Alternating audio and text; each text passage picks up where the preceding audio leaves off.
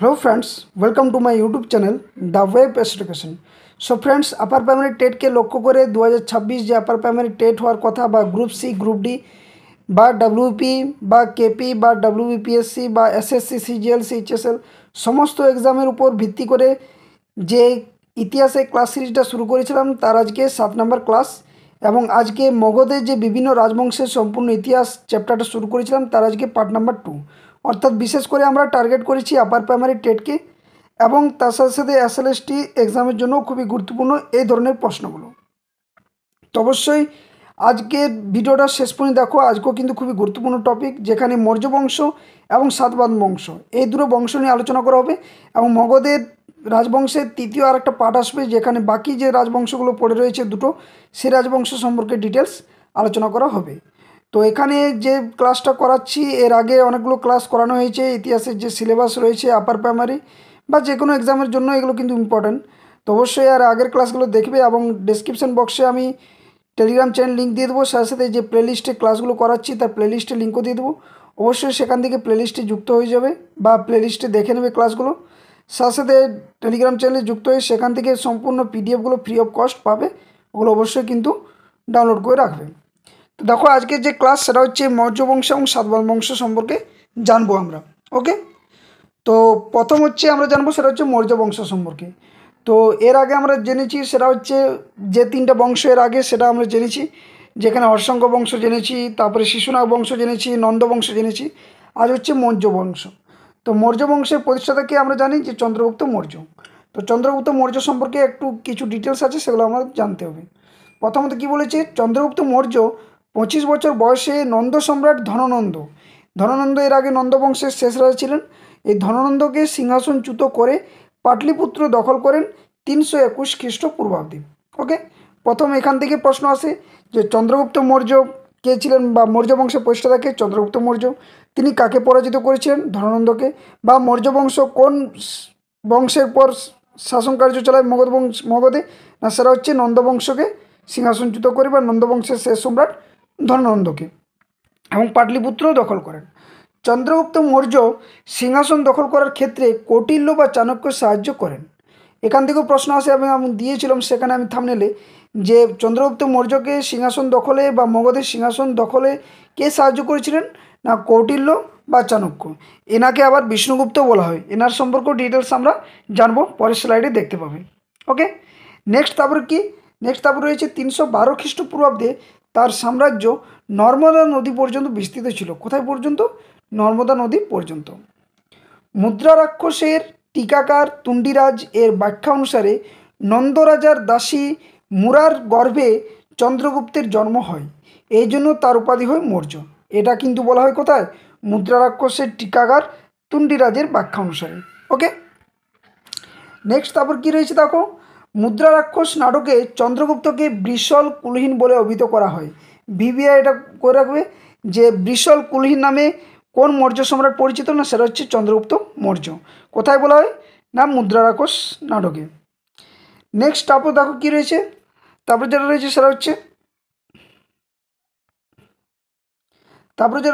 হচ্ছে মহাপরিনির্বাণ সূত্র অনুসারে চন্দ্রগুপ্ত ছিলেন উত্তরপ্রদেশের গোরক্ষপুর জেলার পিপ্পিলি বনের ক্ষত্রিয় মৌর্য বংশের সন্তান। এটা কিন্তু প্রশ্ন আসে যে মহাপরিনির্বাণ সূত্র অনুসারে চন্দ্রগুপ্ত মৌর্য ছিলেন উত্তরপ্রদেশের গোরক্ষপুর জেলার পিপ্পিলি বনের ক্ষত্রিয় মৌর্য বংশের সন্তান। ওকে, নেক্সট তারপর দেখো কী রয়েছে, যেটা রয়েছে সেটা হচ্ছে কী বলছে না, জৈন গ্রন্থ পরিশিষ্ট পার্বণে চন্দ্রগুপ্তকে ময়ূর পোষক গ্রামের নায়কের দহিত্র বলেছেন। তারপরে দেখো নেক্সট, তক্ষশিলার অধিবাসী ব্রাহ্মণ কৌটিল্য বা চাণক্য সে সময় চন্দ্রগুপ্তকে পাটলিপুত্রে নিয়ে আসেন এবং রাজনীতি ও যুদ্ধবিদ্যায় তাকে সুশিক্ষিত করে তোলেন। তো এখানে মনে রাখবে যে চন্দ্রগুপ্ত মৌর্যের কিন্তু হাত অনেক ছিল, কৌটিল্য বা চাণক্যের হাত অনেক ছিল এই মৌর্য সাম্রাজ্য প্রতিষ্ঠার ক্ষেত্রে। নেক্সট তারপর কী রয়েছে, 305 খ্রিস্টপূর্বাব্দে আলেকজান্ডারের সেনাপতি সেলুকাস নিকোটরের সঙ্গে যুদ্ধ হয়। কার? এই চন্দ্রগুপ্ত মৌর্যের। নেক্সট তারপর কী রয়েছে, সেলুকাসের সঙ্গে সন্ধি হয়। সন্ধির শর্তানুসারে সেলুকাস কাবুল, কান্দাহার, হিরাট এবং বালুচিস্তান চন্দ্রগুপ্তকে ছেড়ে দেন। ওকে। নেক্সট, জৈনশাস্ত্র পরিশিষ্ট পার্বণ অনুযায়ী জানা যায় চন্দ্রগুপ্ত মৌর্য জৈন ধর্ম গ্রহণ করেছিলেন। আমরা পড়েছি যে চন্দ্রগুপ্ত মুনি বলা হয় এনাকে। তো কখন না জৈনশাস্ত্র পরিশিষ্ট পার্বণ অনুযায়ী জানা যায় চন্দ্রগুপ্ত মৌর্য কী ধর্ম গ্রহণ করেছিলেন? জৈন ধর্ম। সুদর্শন হ্রদ নির্মাণ করেন গুজরাটে কে? না চন্দ্রগুপ্ত মৌর্য। এখান থেকেও কিন্তু প্রশ্ন আসে।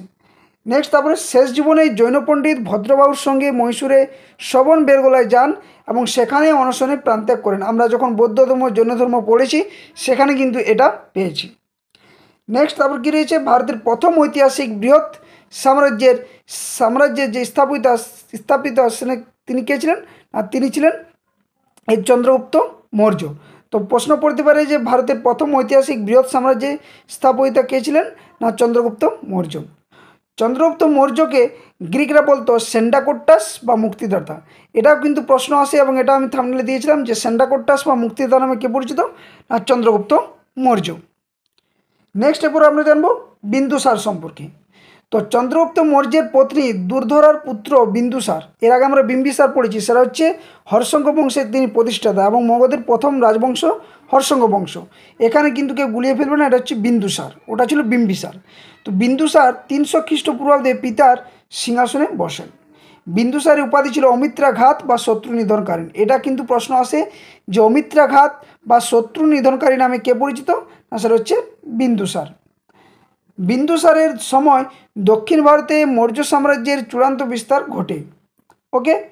তিব্বতীয় বৌদ্ধ পণ্ডিত তারানাথ 6ষ্ঠ শতকে ভারত পরিভ্রমণ করেন। কার সময়? এই বিন্দুসারের সময়। নেক্সট তারপর কি বলছে? না তারানাথের মতে বিন্দুসার 16টি রাজ্য জয় করেন।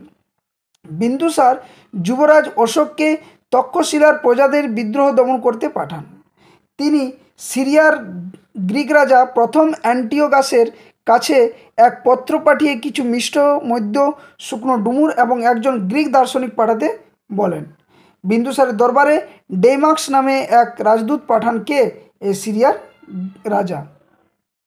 নেক্সট, মিশরের গ্রিক রাজা টলেমি বিন্দুসারের দরবারে ডায়োনিসাস নামে এক দূত পাঠান। বিন্দুসারের আমলে পেট্রোক্লেস নামে এক গ্রিক নাবিক ভারত মহাসাগরে অভিযান করে বহু তথ্য জোগাড় করেন। বিন্দুসার আজীবিক ধর্মের প্রতি খুব অনুরাগী ছিলেন। কোন ধর্মের প্রতি? আজীবিক ধর্মের প্রতি। এটা কিন্তু মনে রাখবে। নেক্সট তারপর কী রয়েছে? না পিঙ্গল বৎস নামে একজন আজীবিক ভবিষ্যৎ বক্তা বা জ্যোতিষী তার কিন্তু দরবারে ছিলেন। এটা কিন্তু প্রশ্ন কিন্তু একটা এসএসসিতে এসছে। নেক্সট এরপর আমরা জানবো অশোক সম্পর্কে। অর্থাৎ প্রথমে আমরা জানলাম মৌর্য বংশের চন্দ্রগুপ্ত মৌর্য, তারপরে জানলাম বিন্দুসার এবং এরপর আসছে অশোক। তো অশোক 273 খ্রিস্টপূর্বাব্দে মগধের সিংহাসনে আরোহণ করেন। সিংহাসনে বসার 4 বছর পর অর্থাৎ 269 খ্রিস্টপূর্বাব্দে তার কিন্তু রাজ্যাভিষেক হয়। অর্থাৎ 273-এ কিন্তু তার রাজ্যাভিষেক হয়নি, 269 খ্রিস্টপূর্বাব্দে অর্থাৎ 4 বছর পর কিন্তু ওনার রাজ্যাভিষেক হয়েছিল। রাজ্যাভিষেকের 8 বছর পর অর্থাৎ 261 খ্রিস্টপূর্বাব্দে তিনি কলিঙ্গ, এটা কিন্তু ভিভিআই করে রাখে, যে কোনো এক্সামে কিন্তু আসে, কলিঙ্গ অর্থাৎ যেটা উড়িষ্যা এবং অন্ধ্রপ্রদেশের অংশবিশেষ সেটা কিন্তু জয় করেন। প্রশ্ন আসে কলিঙ্গ যুদ্ধ কত খ্রিস্টাব্দে হয়েছিল? 261 খ্রিস্টপূর্বাব্দে। কে জয় করেছিলেন? না সম্রাট অশোক। অশোকের উপাধি বা অপর নাম ছিল প্রিয়দর্শী। এটা কিন্তু প্রশ্ন আসে, প্রিয়দর্শী নামে কেউ পরিচিত? না সম্রাট অশোক। নেক্সট তারপর কি বলছে এখানে? না 1915 খ্রিস্টাব্দে অশোকের মাস্কি শিলালিপি থেকে প্রিয়দর্শী নামটি কিন্তু পাওয়া যায়। কোথায়? না মাস্কি শিলালিপিতে পাওয়া যায়, যখন 1915 সালের মাস্কি শিলালিপিটা যখন পাঠান্তর করা হয়। নেক্সট, বৌদ্ধ ধর্মগ্রন্থ দীপবংশম এবং মহাবংশম থেকে জানা যায় যে অশোক তার 99 জন ভাইকে হত্যা করেন। অশোকের বড় ভাই ছিলেন সুসীমা অর্থাৎ সুসীম মতান্তরে বলা হয়, ছিলেন কোথাকার? না তক্ষশিলার শাসনকর্তা। একমাত্র ছোট ভাই তিস্যকে তিনি হত্যা করেননি, এটাও কিন্তু ভিভিআই। কোন ভাইকে হত্যা করেননি? ওনার ছোট ভাই তিস্যকে। অশোকের মাতার নাম ছিল ধর্মা বা সুভদ্রাঙ্গী বা ধর্মা।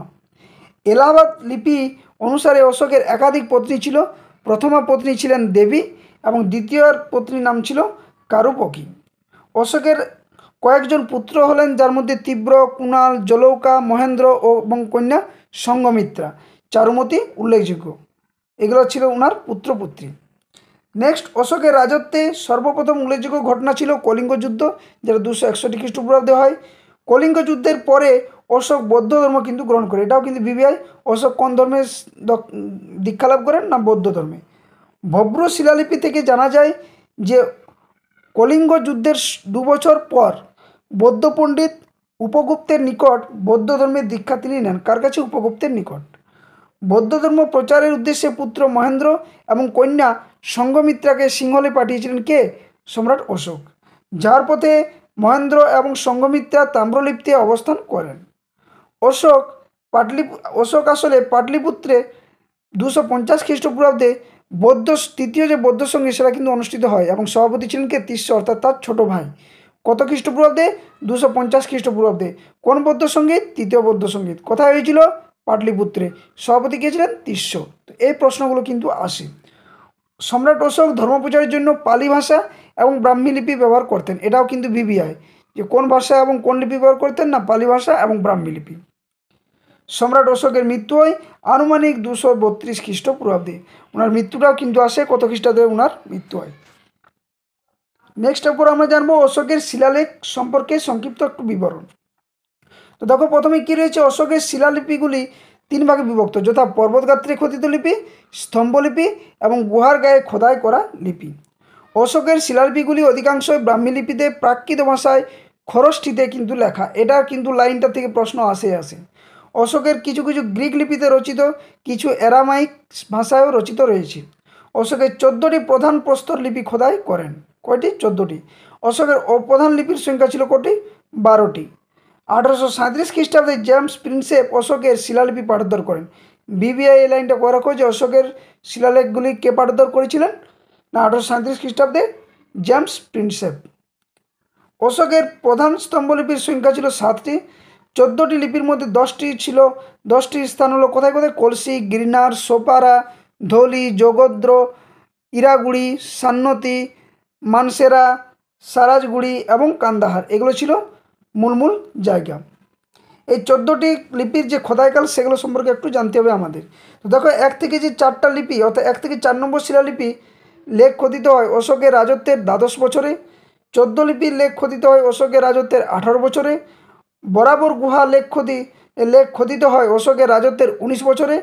লুম্বিনী স্তম্ভ লেখ খোদিত হয় অশোকের রাজত্বের 20 বছরে। নিগলি সাগর লেখ খোদিত হয় অশোকের রাজত্বের 20 বছরে এবং 16 স্তম্ভলিপি খোদিত হয় অশোকের রাজত্বের 26 বছরে। তো এগুলো হচ্ছে তার 14টি লিপি। আরও রয়েছে দেখো 7ম স্তম্ভলিপি, এটা একটু টাইপিংটা উপরে হয়ে গেছে। লিপি খোদিত হয় অশোকের রাজত্বের 27 বছরে। কলিঙ্গ শিলালিপি 15 থেকে 16 নম্বর যেটা সেটা 259 খ্রিস্টপূর্বাব্দে লেখা হয়। নেক্সট তারপর কী রয়েছে, চতুর্দশ শিলালিপি এবং 2টি বরাবর পাহাড়ের গুহালিপি উৎকীর্ণ করা হয়েছিল 258 থেকে 257 খ্রিস্টপূর্বাব্দে। নেপালে 2টি স্মৃতিলিপি খোদিত হয়েছিল 250 খ্রিস্টপূর্বাব্দে। শিলালিপিগুলি খোদিত হয়েছিল 243 থেকে 242 খ্রিস্টপূর্বাব্দে। এটাও কিন্তু প্রশ্নটা আসে। অশোকের 3টি অপ্রধান শিলালিপি হলো মাক্সি, দত্তপুর এবং নিত্তুরে। এগুলো হচ্ছে ওনার কি অপ্রধান শিলালিপি। নেক্সট তারপর কী রয়েছে, অশোকের 2 এবং 13 শিলালেখে উল্লেখ রয়েছে পাণ্ডচল এবং শ্রীলঙ্কায় তার ধর্মপ্রচার। অশোকের সবচেয়ে ছোট স্তম্ভলিপি হচ্ছে রুমেই দেই। এটাও কিন্তু প্রশ্ন আসে। সবচেয়ে সুরক্ষিত স্তম্ভলিপি হলো লরিয়ান্দনগর হলো। সবচেয়ে প্রাচীন শিলালিপি হলো বাকিরা বা কুলোহা। এবার হচ্ছে অশোকের উত্তর শ্রীগণ। অর্থাৎ এই যে বিষয়টা আমরা জানলাম অশোকের সম্পর্কে, এখানে অশোকের যে শিলালেখগুলি বা কয়টি শিলালেখ রয়েছে অশোকের শিলালেখের সম্পর্কে যে সংক্ষিপ্ত বিবরণ সেগুলো আমরা জানলাম। অবশ্যই এখান থেকে প্রশ্ন আসে ডিটেলসে পড়ার জন্য। তো নেক্সট এরপরে আমরা জানবো অশোকের উত্তরসূরিগণ। তো সম্প্রতি 223 খ্রিস্টপূর্বাব্দে সিংহাসনে বসেন। তারপরে শালিশুক 13 বছর রাজত্ব করেন। মৌর্য বংশের শেষ রাজা ছিলেন বা সম্রাট ছিলেন কে? সম্রাট বৃহদ্রথ। এটা কিন্তু প্রশ্ন আসে। বৃহদ্রথকে ব্রাহ্মণ সেনাপতি পুষ্যমিত্র শুঙ্গ হত্যা করেন এবং 184 খ্রিস্টপূর্বাব্দে মৌর্য সাম্রাজ্যের পতন হয়। ওকে, তো এখান থেকে এই যে মৌর্য সাম্রাজ্য যেখানে আমরা জানলাম সেখানে আরও 2জন মহান ব্যক্তি রয়েছে। এক হচ্ছে মেগাস্তিনিস, যাকে না জানলেই নয়, এবং আরেকজন হচ্ছেন অর্থশাস্ত্র সম্পর্কে, যিনি কে অর্থশাস্ত্র লেখেন? কৌটিল্য অর্থশাস্ত্র রচনা করেন। তো মেগাস্তিনিস ছিলেন একজন গ্রিক দূত, যিনি চন্দ্রগুপ্ত মৌর্যের রাজসভায় আসেন। প্রথমত এটাকে অশোকের নিয়ে বলবেন না যে অশোকের সময় আসেন, চন্দ্রগুপ্ত মৌর্যের সময়। মেগাস্তিনিস কাবুল এবং পাঞ্জাব ভ্রমণ করে মৌর্য রাজধানী পাটলিপুত্রে আসেন। ইন্ডিকা নামক গ্রন্থ মেগাস্তিনিসের লেখা বিবিআই। তিনি 300 খ্রিস্টপূর্বাব্দ পর্যন্ত ভারতে থাকার পর দেশে ফিরেন। এটাও কিন্তু প্রশ্ন আছে, কত খ্রিস্টপূর্বাব্দ পর্যন্ত ছিলেন তিনি। নেক্সট অর্থশাস্ত্র। তো কৌটিল্য অর্থশাস্ত্র রচনা করেন, এটা বিবিআই। অর্থশাস্ত্রের রচনা শুরু হয় 350 খ্রিস্টপূর্বাব্দে। কৌটিল্যের আসল নাম ছিল চাণক্য বা বিষ্ণুগুপ্ত, এটাও কিন্তু অনেক সময় পড়ে। পুঁথিটি 1904, মতান্তরে 1905 খ্রিস্টাব্দে মহীশূরে পণ্ডিত ডক্টর শ্যামশাস্ত্রী আবিষ্কার করেন। কৌটিল্যকে ভারতের কিন্তু ইতিহাসে মেকিয়াভেলি বলা হয়, এটাও কিন্তু প্রশ্ন আসে। এরপর আমরা জানবো সেটা হচ্ছে সাতবাহন বংশ, অর্থাৎ মৌর্য বংশ শেষ হলো, এরপর আমরা জানবো সাতবাহন বংশ। তো দেখো, দাক্ষিণাত্যে মৌর্যদের উত্তরসূরি হিসাবে সাতবাহন বংশের উত্থান হয় কখন না 235 খ্রিস্টপূর্বাব্দ থেকে। পুরাণে সাতবাহনদের অন্ধবৃত্ত বা অন্ধজাতি বলে উল্লেখ করা হয়েছে। সাতবাহন রাজবংশের প্রতিষ্ঠাতা ছিলেন কে? শ্রীমুখ বা শ্রীমুখ। ওকে, সাতবাহনদের রাজধানী কোথায় ছিল? পৈঠান বা প্রতিষ্ঠান, এই দুটো প্রশ্ন আসে। নেক্সট, প্রথম সাতকর্ণী দক্ষিণা পথপতি অপ্রতিহত চক্র উপাধি ধারণ করেন, এটাও কিন্তু প্রশ্ন আসে যে প্রথম সাতকর্ণী উপাধি কী ছিল না দক্ষিণা পথপতি অপ্রতিহত চক্র, এই উপাধিগুলো ছিল কার? প্রথম সাতকর্ণী। নেক্সট, গৌতমীপুত্র সাতকর্ণী একজন ব্রাহ্মণ, তিনি এক ব্রাহ্মণ উপাধি নেন। খারবেলের হাতিগুম্পা শিলালিপিতে প্রথম সাতকর্ণী উল্লেখ পাওয়া যায়, এটাও কিন্তু প্রশ্ন আসে যে প্রথম সাতকর্ণী উল্লেখ পাওয়া যায় কোথায় না খারবেলের হাতিগুম্পা শিলালিপিতে। সাতবাহন বংশের শ্রেষ্ঠ রাজা ছিলেন কে? গৌতমীপুত্র সাতকর্ণী, এটা কিন্তু বিবিআই। এবং নাসিক প্রশস্তিতে সাতবাহন পতি থাপনকর ত্রিসমুদ্র তৈয়পানি এবং শক যবন পল্লব নিষূদন আখ্যা দেওয়া হয়েছে কাকে? এই গৌতমীপুত্র সাতকর্ণীকে। সাতবাহনদের সর্বশেষ শক্তিশালী রাজা ছিলেন কে? যজ্ঞশ্রী সাতকর্ণী। যজ্ঞশ্রী রূপার মুদ্রা প্রচলন করেন। সাতবাহন যুগের মুদ্রাকে বলা হতো কি? পটিন মুদ্রা। কি মুদ্রা? পটিন মুদ্রা। এবং শূদ্রকের মৃচ্ছকটিকম সাতবাহন যুগে রচিত হয়েছিল, এটা কিন্তু প্রশ্ন আসে। সাতকর্ণী শব্দের অর্থ হচ্ছে কে? অশ্বপুত্র। তো এই ছিল তোমাদের আজকে ক্লাস, যেখানে আমরা সাতবাহন বংশ এবং মৌর্য বংশের ডিটেলস জানলাম। যেটা মগধের যে রাজবংশ সেটা 5 নম্বর পর্যন্ত আমরা বংশ জানলাম। আরও দুটো বংশ নিয়েছে, ওই দুটো নিয়ে পার্ট 3-তে আমরা আলোচনা করব। সেখানে গুপ্ত বংশ রয়েছে, ওটা সম্পর্কে আমাদের জানতে হবে। তো অবশ্যই ক্লাসগুলো দেখো শেষ পর্যন্ত। যদি ভিডিওটি ভালো লাগছে অবশ্যই ভিডিওটি লাইক করো, বন্ধুদের সাথে শেয়ার করো। আর যারা চ্যানেলে নতুন আছে অবশ্যই চ্যানেলটি সাবস্ক্রাইব করে পাশে থাকা বেল নোটিফিকেশন অন করো। আর প্রত্যেকটা ক্লাসের পিডিএফ পাওয়ার জন্য অবশ্যই ভিডিও ডেসক্রিপশন বক্সে যে টেলিগ্রাম চ্যানেল লিঙ্ক দেওয়া থাকবে অবশ্যই সেখানে যুক্ত হয়ে যাবে। তো এটাই ছিল আজকের ক্লাস, ভালো লাগলে লাইক শেয়ার করবে। ধন্যবাদ, জয় হিন্দ।